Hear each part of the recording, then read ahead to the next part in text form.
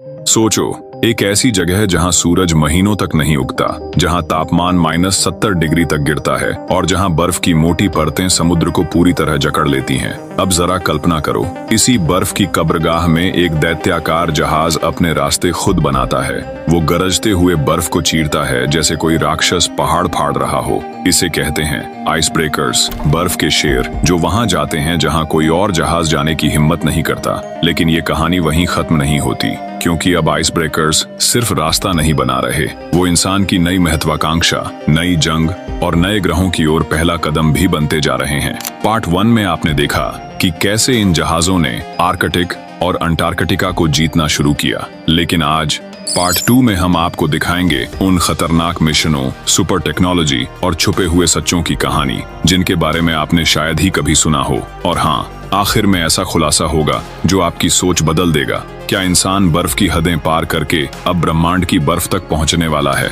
तो seat belt बांध लो, क्योंकि बर्फ अब सिर्फ ठंडी नहीं, अब वो इंसान के लिए अगली जंग बन चुकी है।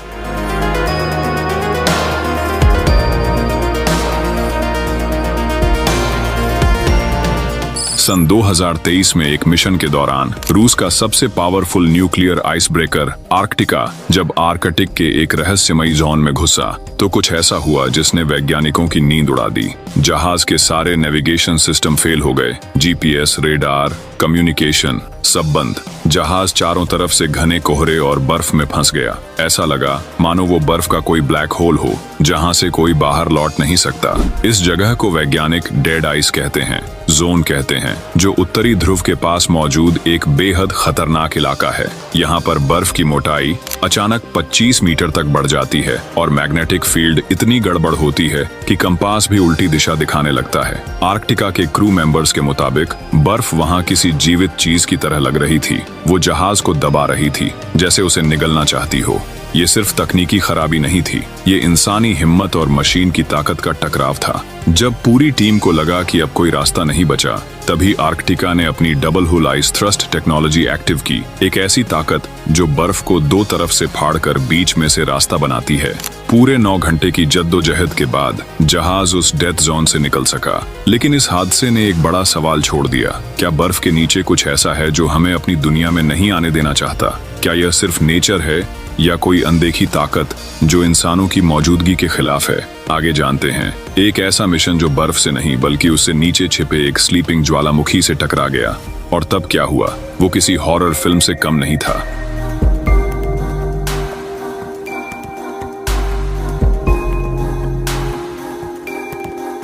2021 की बात है। एक इंटरनेशनल साइंटिफिक टीम ने नॉर्वे के नजदीक ग्रीनलैंड की ओर एक मिशन शुरू किया। उनका आइस ब्रेकर पोलर स्टर्न एक बेहद खतरनाक जोन में जा रहा था, जहां पहले कभी कोई जहाज नहीं गया था। लेकिन इस बार मिशन सिर्फ बर्फ काटने का नहीं था, उन्हें समुद्र की गहराई में एक रहस्यमयी गर्मी के स्रोत का पता लगाना था, जो लगातार बर्फ को नीचे से पिघला रहा था। जब पोलर स्टर्न उस जोन में पहुंचा, तो अचानक जहाज के तापमान सेंसर रेड जोन में चले गए। 40 डिग्री सेल्सियस की जगह नीचे से 100 डिग्री सेल्सियस तक की हीट डिटेक्ट हो रही थी। सब हैरान थे, इतनी ठंड में ये गर्मी आ कहां से रही थी। जब उन्होंने ड्रोन सबमरीन भेजी, तो जो फुटेज सामने आई उसने सबका दिल दहला दिया। बर्फ की मोटी परत के नीचे एक स्लीपिंग सुपर वोल्केनो था, जो धीरे धीरे जाग रहा था। यह ज्वालामुखी लाखों सालों से सो रहा था, लेकिन अब उसमें हरकत दिख रही थी। हवा में सल्फर गैस बढ़ रही थी, पानी का पीएच गिर रहा था और बर्फ की मोटाई तेजी से कम हो रही थी। वैज्ञानिकों का कहना था, अगर ये सुपर वोल्केनो फटता है तो न केवल ग्रीनलैंड बल्कि पूरी दुनिया की जलवायु पर असर पड़ेगा। ग्लोबल वार्मिंग का तूफानी बूस्ट। पोलर स्टर्न के कैप्टन ने बाद में कहा, हम बर्फ काटने गए थे, लेकिन बर्फ ने हमें एक सच्चाई दिखा दी। हमारी दुनिया अंदर से कितनी ज्वालामुखी जैसी अस्थिर है। और सोचो, अगर बर्फ के नीचे आग छिपी हो तो क्या वाकई हम उस दुनिया के राजा बन सकते हैं, या फिर ये बर्फ के देवता हमसे कुछ छिपाना चाहते हैं? अब अगले पॉइंट में जानते हैं कैसे एक आइस ब्रेकर ने गलती से एक बर्फ की कब्रगाह खोल दी, और जो निकला वो इतिहास का सबसे डरावना सच बन गया। साल था 2016। कनाडा का एक आइस ब्रेकर CCGAC ग्रेसीलैंड एक नॉर्मल आर्कटिक मिशन पर था। बर्फ की मोटाई मापना, समुद्र की गहराई का डेटा इकट्ठा करना और रास्ता साफ करना। लेकिन जैसे ही जहाज ने नॉर्थ वेस्ट पैसेज के एक पुराने हिस्से में बर्फ काटनी शुरू की, मशीनों उन्होंने अचानक तेज अलार्म बजाना शुरू कर दिया। स्कैनर्स ने नीचे कोई सॉलिड ऑब्जेक्ट डिटेक्ट किया, ऐसा कुछ जो बर्फ में दबा हुआ था सदियों से। टीम ने रुककर जांच शुरू की और जो मिला उसने सबको चौंका दिया। बर्फ के नीचे दबा हुआ था एक पूरा जहाज, 180 साल पुराना। हाँ, वही फ्रैंकलिन एक्सपीडिशन का HMS टेरर, जिसे 1945 में बर्फ ने निगल लिया था और तब से वो लापता था। ये वही जहाज था जिसमें 129 लोग मारे गए थे और कई कहानियां थीं कि वे भूख, पागलपन और कैनिबलिज्म का शिकार हुए थे। बर्फ से बाहर निकाले गए जहाज के हिस्सों में अब भी हड्डियां, पुराने कपड़े, बंद चिट्ठियां और जमे हुए चेहरे मिले। और सबसे अजीब बात, एक डायरी जिसमें लिखा था, हम अकेले नहीं हैं, बर्फ हमसे बात करती है। ये पढ़कर टीम के कुछ मेंबर इतने डर गए कि उन्होंने मिशन बीच में छोड़ दिया। इस खोज ने इतिहास को हिला दिया।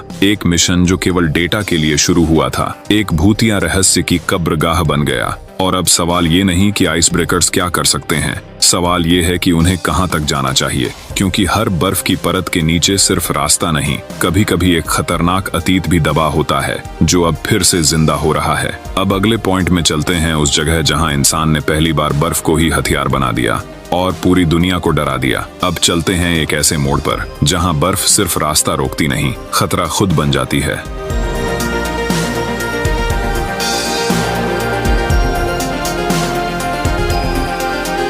साल 1958। कोल्ड वॉर अपने चरम पर था।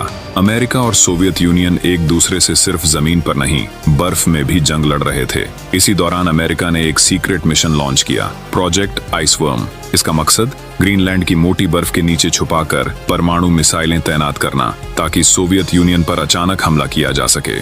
बर्फ के नीचे लगभग 3000 किलोमीटर की टनल्स बनाई गईं, जहां सैकड़ों सैनिक महीनों रहे, मशीनें लगीं, न्यूक्लियर रिएक्टर तक चलाया गया। सारा सिस्टम दुनिया से छुपाकर एक अदृश्य मौत की फैक्ट्री जैसा। लेकिन इस प्रोजेक्ट को तब रोकना पड़ा जब वैज्ञानिकों को पता चला कि ग्रीनलैंड की बर्फ स्थिर नहीं है, वो हर साल कुछ इंच खिसकती है। इसका मतलब था कि मिसाइलें एक दिन खुद बर्फ के अंदर क्रश हो सकती थीं और वो पूरा इलाका रेडियो एक्टिव कब्रगाह बन सकता था। प्रोजेक्ट आइसवर्म कभी पूरी तरह सफल नहीं हुआ, लेकिन उसका अस्तित्व एक खतरनाक सच उजागर करता है, इंसान अब बर्फ को भी हथियार बना चुका है। आज भी उस बर्फ के नीचे वो रिएक्टर और मिलिट्री टनल्स कहीं न कहीं मौजूद हैं और वैज्ञानिक मानते हैं कि जैसे जैसे बर्फ पिघलेगी वो रेडिएशन लीक कर सकते हैं। अब सोचो, जिस आइस ब्रेकर का काम बर्फ काटना था, क्या एक दिन वो ऐसी बर्फ खोलेगा जो खुद मौत का दरवाजा बन चुकी है? आगे जानेंगे कैसे एक आइस ब्रेकर को अकेले ही बर्फीले तूफान से जूझना पड़ा, जहां कोई इंसानी मदद मुमकिन नहीं थी।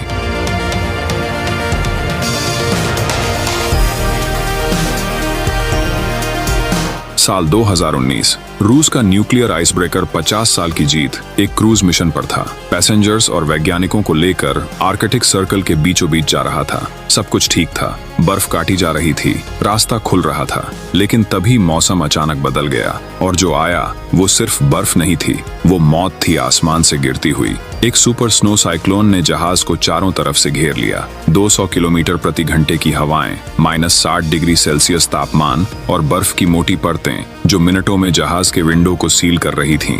पूरा जहाज फ्रोजन कॉफिन में बदल गया। रेडियो सिग्नल बंद, सैटेलाइट लूप हो गया और कंट्रोल रूम का तापमान भी फ्रीज हो गया। कैप्टन ने सबको इमरजेंसी कक्ष में बुलाया। जहाज का न्यूक्लियर कोर एक्टिव था। अगर ज्यादा देर तक पावर फेल होता तो बर्फ में ही एक रेडियो एक्टिव विस्फोट हो सकता था। लेकिन फिर जहाज ने एक आखिरी हथियार इस्तेमाल किया, थर्मल पल्स बर्स्ट सिस्टम, जो उसके नीचे से गर्मी छोड़कर बर्फ को सेकंड्स में पिघला देता है। आखिरकार 14 घंटे की इस भयानक लड़ाई के बाद जहाज तूफान से बाहर निकला। लेकिन लौटते वक्त हर किसी की आंखों में एक ही सवाल था, अगर बर्फ का ये खेल और खतरनाक हो गया तो क्या इंसान टिक पाएगा? अब तक आपने देखा कैसे आइस ब्रेकर्स सिर्फ बर्फ काटने वाले जहाज नहीं, इंसान की जिद, ताकत और डर का आईना है। वो हमें वहां लेकर जाते हैं जहां प्रकृति का कोई नियम नहीं चलता। लेकिन सवाल ये है, क्या हर दरवाजा खोलना जरूरी होता है? क्योंकि बर्फ सिर्फ चुप नहीं, वो देख रही है और शायद अब जवाब भी देने लगी है। अगर आपको ये वीडियो पसंद आया हो तो लाइक करो, कमेंट में बताओ कौन सा पॉइंट सबसे खतरनाक लगा और सब्सक्राइब करो मस्टा ऑफिशियल को, क्योंकि अगली बार हम आपको लेकर चलेंगे उस जगह जहां सूरज भी डर के छुप जाता है। मिलते हैं अगली कहानी में। तब तक याद रखो, जहां सब रुक जाते हैं वहीं से हम शुरू करते हैं।